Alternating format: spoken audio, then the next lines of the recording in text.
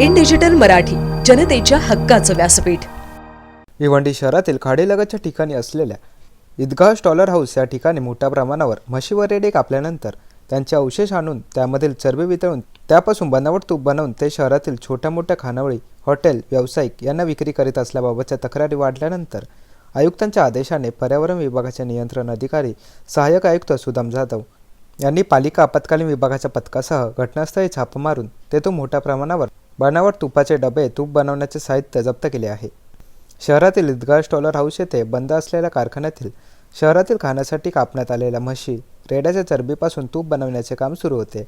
याबाबत पालिका पर्यावरण विभागाचे सहाय्यक आयुक्त सुदाम जाधव, आपत्कालीन विभाग प्रमुख साकीब खरबे यांनी पालिका पथकासह या ठिकाणी कारवाई करत तेथे आढळून आलेले तूप कढविण्याच्या भट्टीवरील कढईमधील साहित्य ओतून देत बनावट तुपाचे डबे, कढई असे मोठे साहित्य जप्त केले आहे. याबाबत पालिका प्रशासनाकडून स्थानिक भोईवाडा पोलीस ठाण्यात गुन्हा दाखल करण्यात येणार असल्याची माहिती सुदाम जाधव यांनी दिली आहे.